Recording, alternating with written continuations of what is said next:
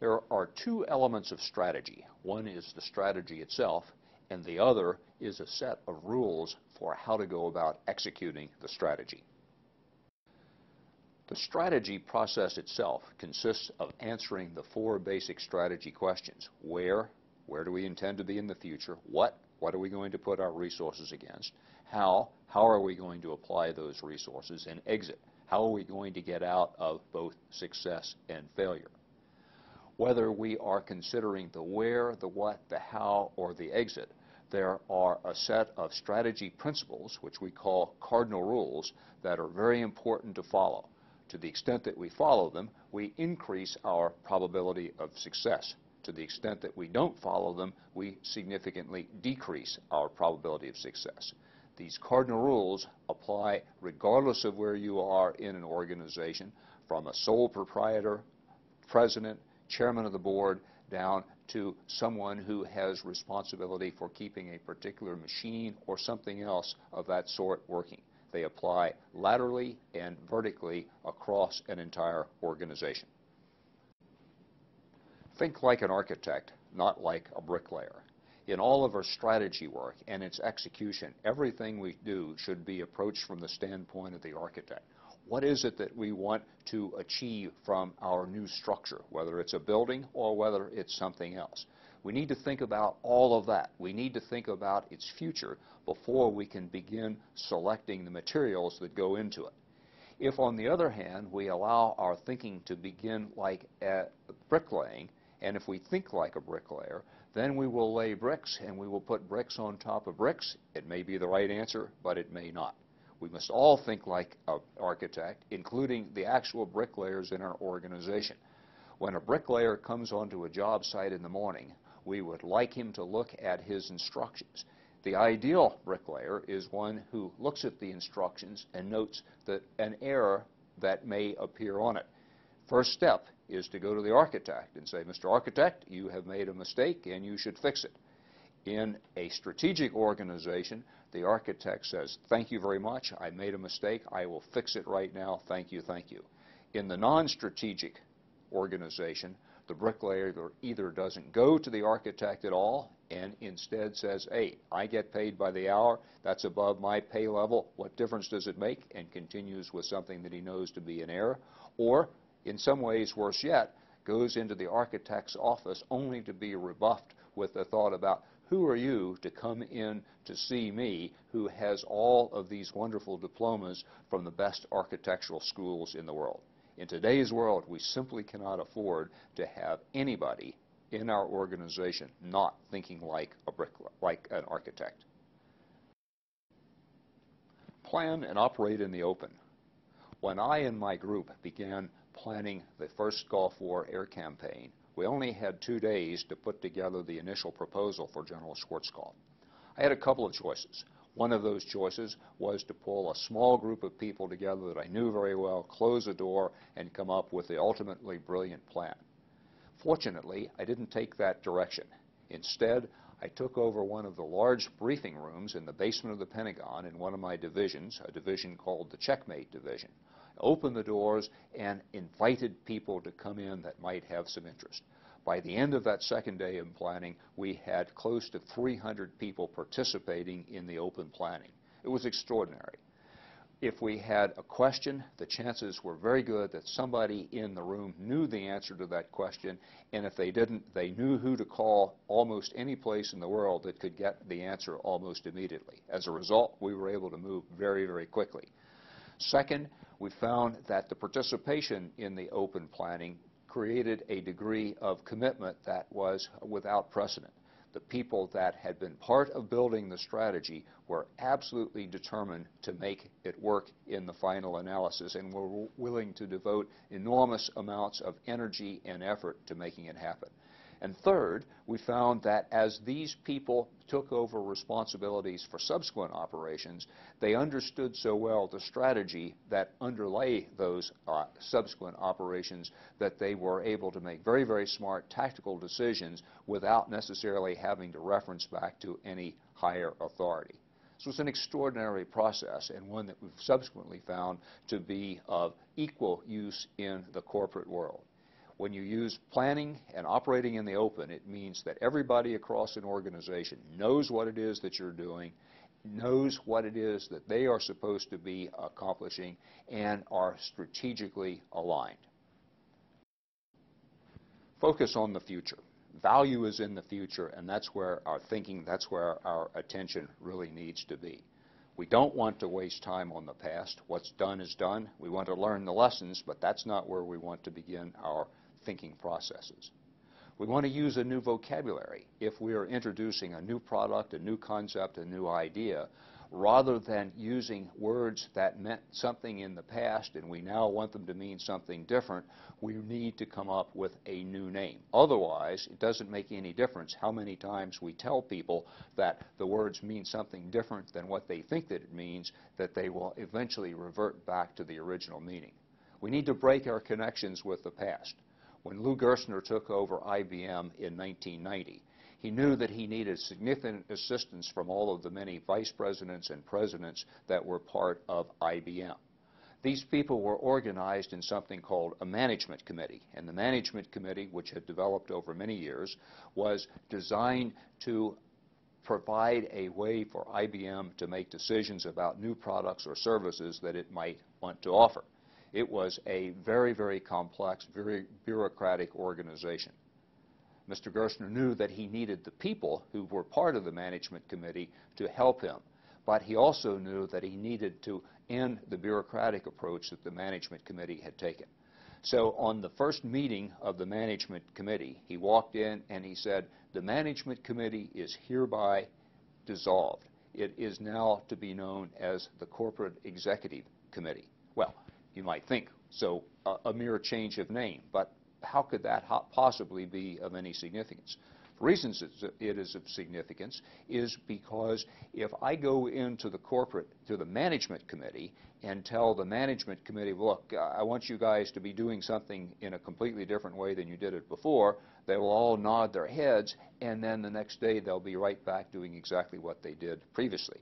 If, on the other hand, I say, you now are the Corporate Executive Committee, here's what your responsibilities are, figure out how to do it, they can start by focusing on the future and they can come up with a much different approach to getting the job done.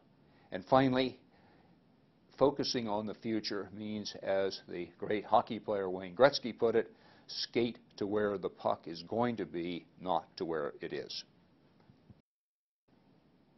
Execute good enough plans. Good enough plans, rapidly and violently executed, are far better than the perfect plan too long delayed. Well, why is this? It's very simple, that as you move out in time, what was at one time a very good plan begins to lose its substance because the world changes. So the farther out that you go, the more that you delay your plans, the less likelihood that there is that the plans are going to be accurate for the time when you finally come to execute them. Second of all, that there is a tendency to look for more and more information in order to confirm your ideas are exactly right. Well, it's impossible in the real world to confirm everything, but if you are stuck in the idea of trying to do so, you will spend an inordinate amount of time trying to confirm something that you already knew at a sufficient level to begin with. So the whole idea here again is to execute good enough plans. Don't delay, get out, do something, and then make minor adjustments as required once you are started. Go to Rome. This cardinal rule is all about knowing the difference between battles and wars. Put in slightly different words, it's about focusing on the strategy first and then on the tactics. We're going to illustrate this from the negative side and talk about a very famous general by the name of Hannibal. Hannibal is in fact very famous, and he is still being talked about today.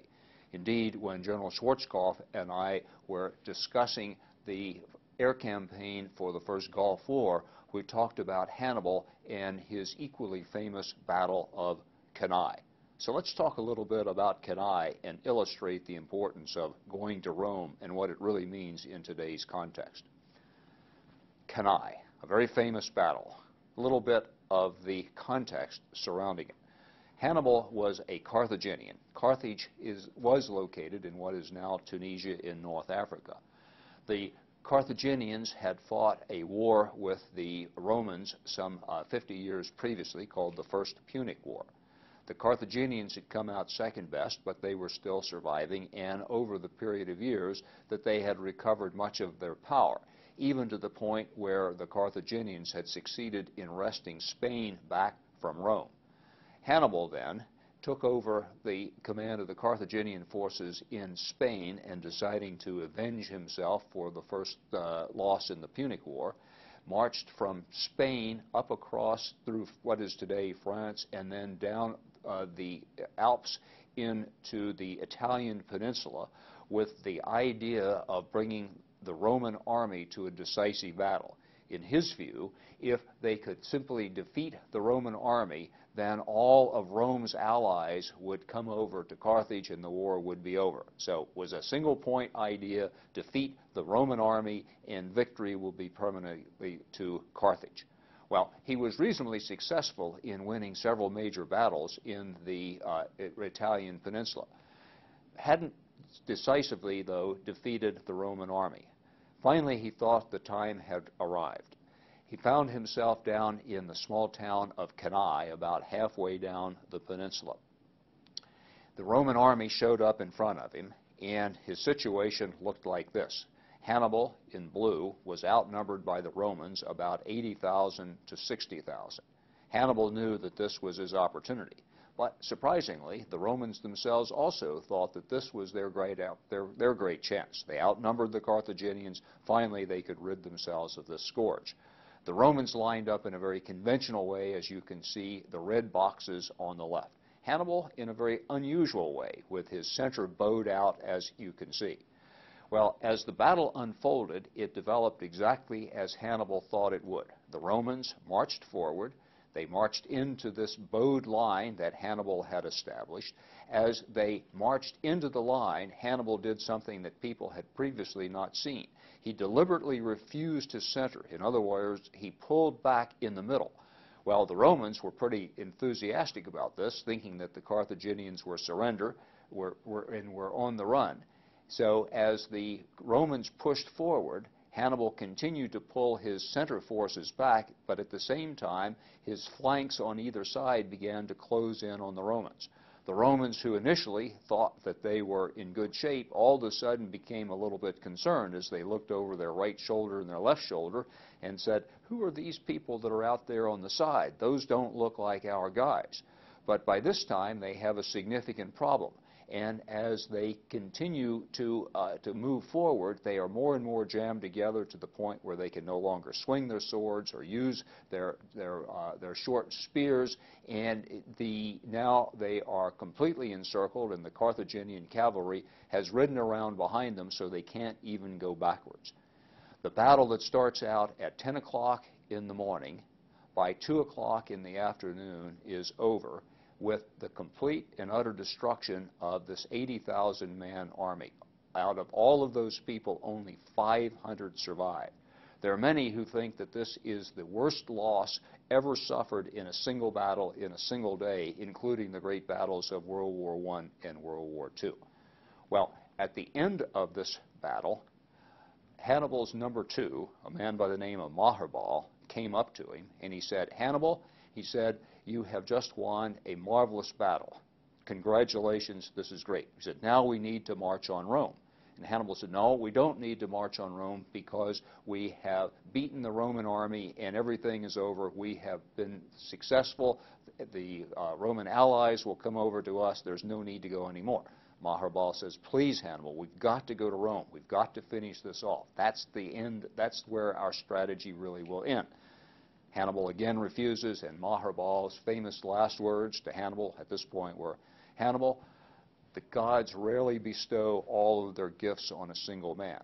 On you, Hannibal, they have bestowed the gift of how to win a battle, but they have withheld from you the gift of how to win a war." So sure enough, Hannibal doesn't go to Rome, and one of the survivors of the Romans, one of that 500, man shown up on the left by the name of Scipio, a few years later is able to reassemble the Roman army, is able to take it into Spain, reconquer Spain, then show up on the doorsteps of Carthage, which forces the Carthaginians to recall Hannibal from the Italian peninsula.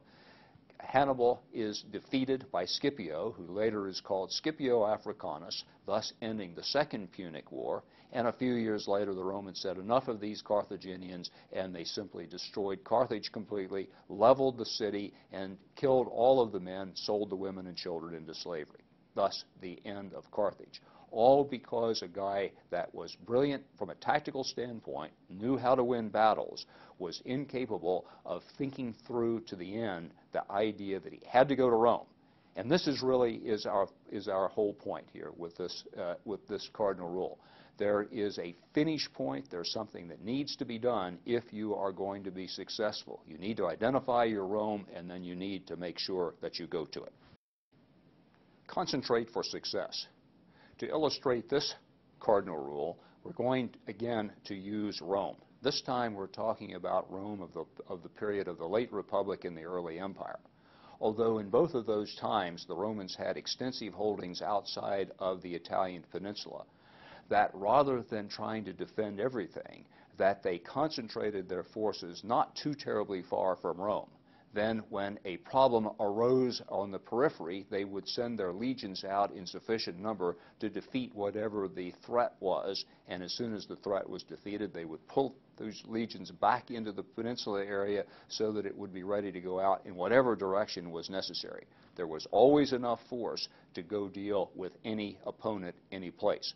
Now, it did mean that on occasions you might lose a villa here or a vineyard there or a little bit of land, but that was not particularly dangerous because you knew you were going to get it back. By taking this approach, the Romans were able to maintain the integrity of their territory for an extended period of time against many, many different potential invaders. Defend all, lose all. This cardinal rule is really the reverse of concentrate for success. And this takes place a little bit later in the Roman period, towards the end of empire. As the empire grew older, it more and more decided that it needed to defend everything. So rather than keeping the legions in the Italian peninsula area, they began spreading them out on the perimeter, which, as you can see, was quite long and quite large. Whenever you have a very large perimeter, when you're trying to guard all parts of it, you end up creating opportunities for people to break through. And that is, of course, is exactly what happens. One group would break through, then another group would break through, and because there was nothing left outside the perimeter line, there were no forces to deal with these major incursions.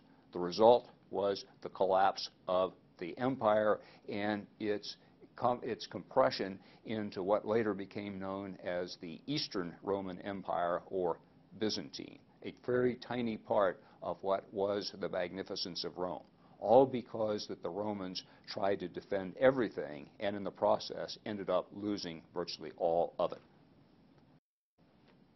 Stay out of the Balkans. Now, in fact, as we can see from the little photo up in the upper left-hand corner, the Balkans are certainly a very, very attractive place. It's looked like an interesting place to visit. However, one needs to be rather careful.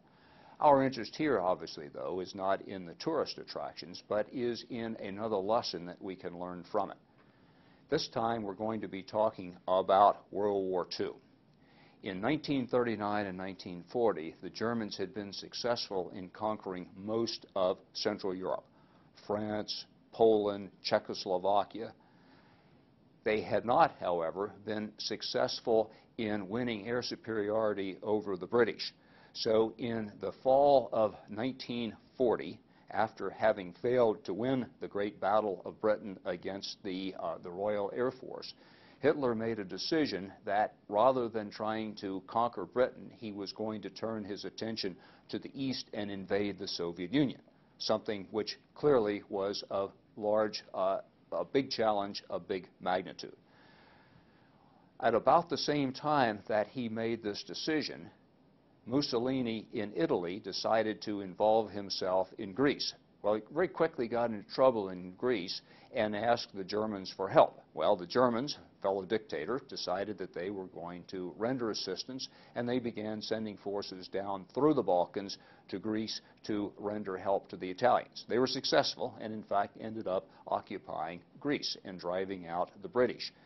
In the process, however, of going to Greece, going through the Balkans, that they found their lines increasingly under attack. The people of the Balkans didn't like the Germans, so they would blow up their lines of supply, shoot the German soldiers, and otherwise make life very difficult for the people who had responsibility for the logistics flowing down through this area. Very shortly, the people who had that responsibility were calling back up to Berlin, asking for help and saying, we need to pacify the Balkans. Well, the people in Berlin thought that that was a reasonable thing, so they began to ship large numbers of troops and huge quantities of supplies down into the Balkans. In fact, by the end of the war, that the Germans had committed more than 1 million men into the Balkans, and it sent untold quantities of supplies. Now, you might ask, well, interesting, but so what? Well, again, remember what else is going on at the same time. At the same time, the Germans are planning for the very substantial invasion of the Soviet Union. So let's see what happens.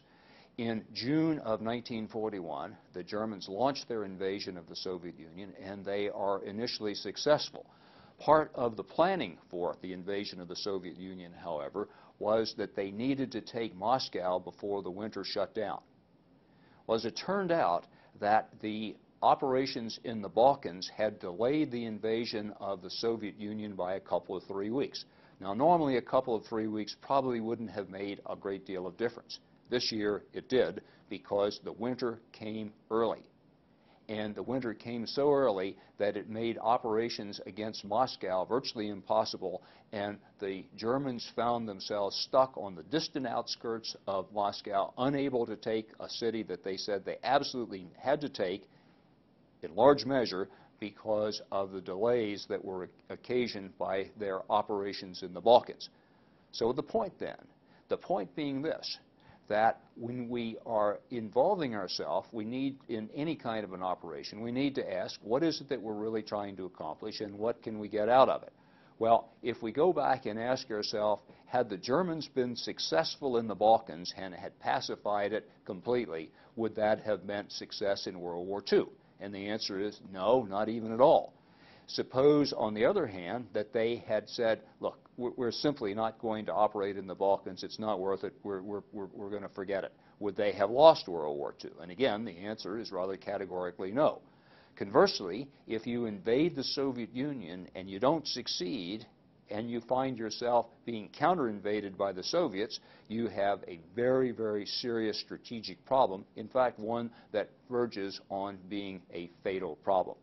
So the rule then, the moral here, is don't involve yourself in the Balkans. So what are the Balkans? Well, the Balkans are obviously not a place, but they're a concept.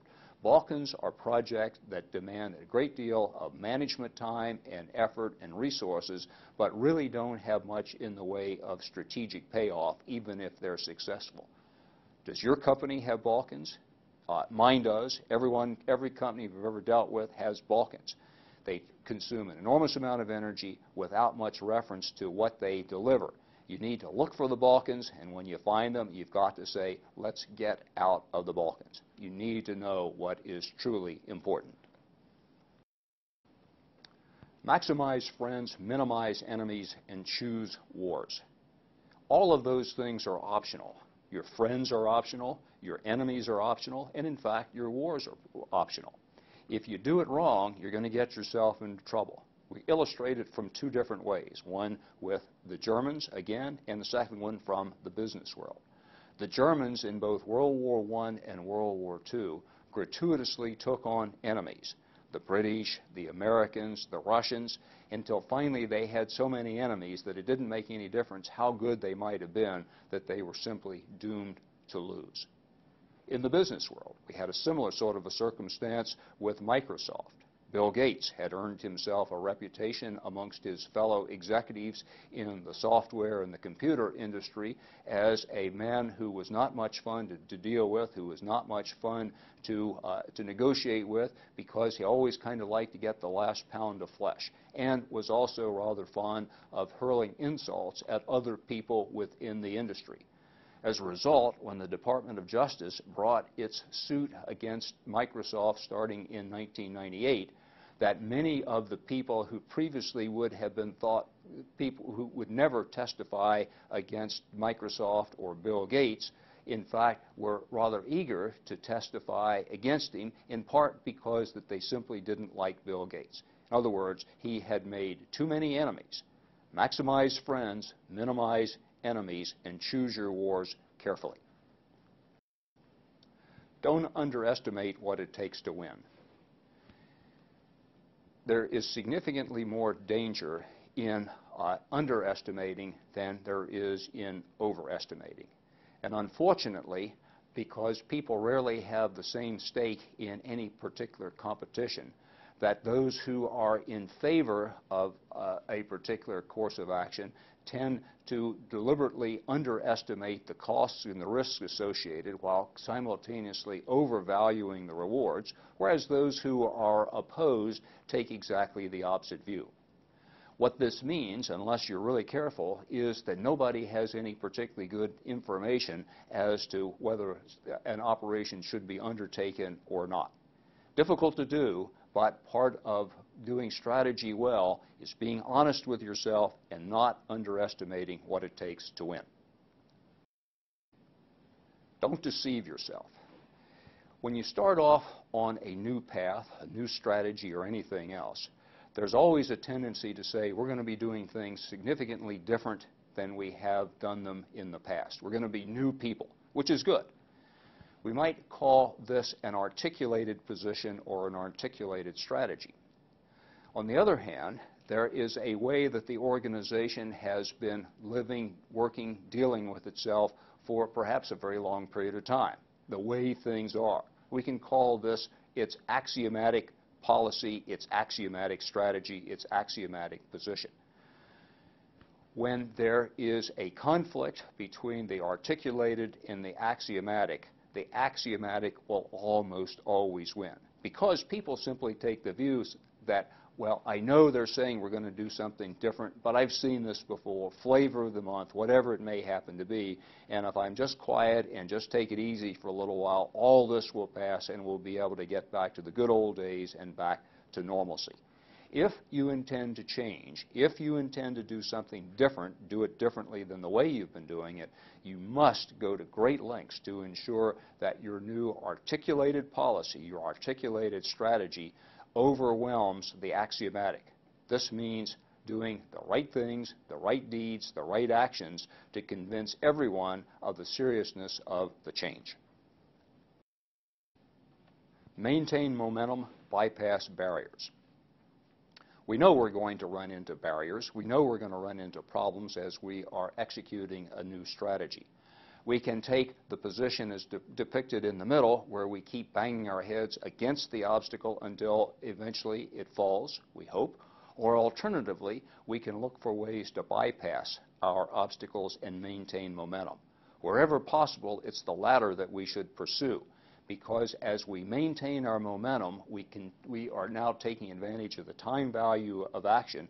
Plus, we frequently will find that once we're on the other side of an obstacle, it really wasn't that important, or it may have solved itself.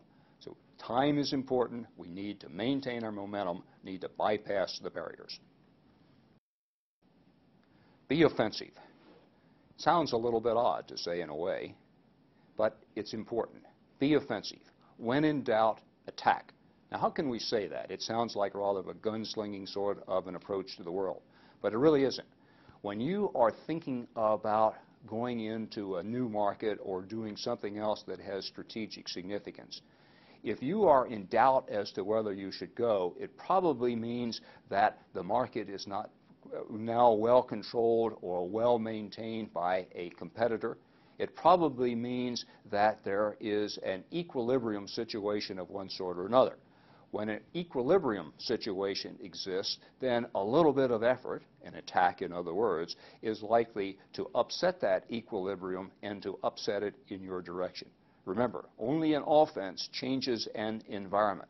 If you are on the defense, the best that you can hope for is not to lose.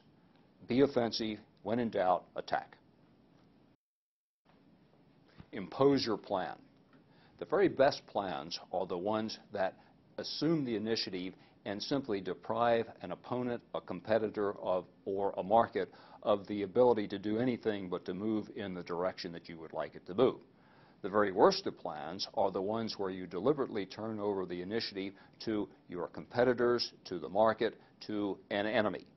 Now, you would think that the worst kind of a plan would be the one that is least likely to be adopted by an organization. Strangely, unfortunately, it's the one that is the most common. As an illustration, a friend of mine had dinner with the then Secretary of State, Madeleine Albright, on the eve of the NATO-U.S. war against Serbia. The people who were at the dinner asked the Secretary what the purpose of the war was going to be. She said, well, we want to get Mr. Milosevic back to the bargaining table. They asked, when he comes back to the bargaining table, then what? Well, we just want to get him back to the bargaining table.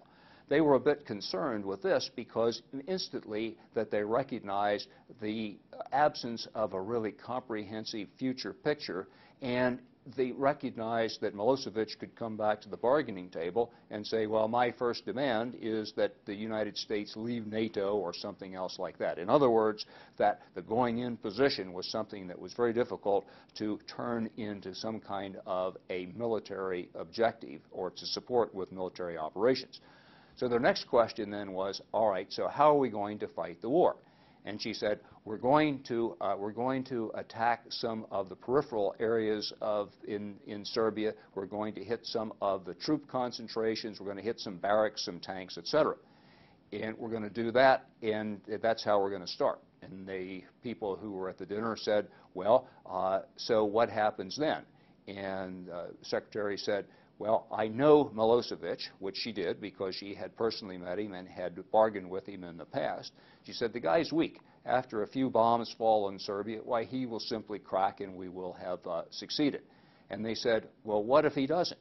And her answer was, well, we'll give him a little bit of time to think about it, and if he still hasn't come around back to the negotiating table, well, then we'll drop a few more bombs on a few more tanks and a few more installations. So what we in essence had done was had made a decision in advance that we were going to allow Mr. Milosevic to determine the whole movement of the war, the speed that it was going to be done, what was going to be addressed. In other words, we had turned the initiative over to him. The result was much as could be expected for the next 60 days, that there was nothing accomplished, and nothing was accomplished until there was a decision to make a dramatic change in the whole game plan, the whole campaign against Serbia, and to do it in such a way as to take the initiative back and to impose our solution on the Serbians. Make time your servant. If you want a high probability of being successful, you simply must affect the centers of gravity that are necessary in order to make the changes to get to your future picture as you need to do it. And you need to do it in as short a time period as possible. We call this the parallel domain.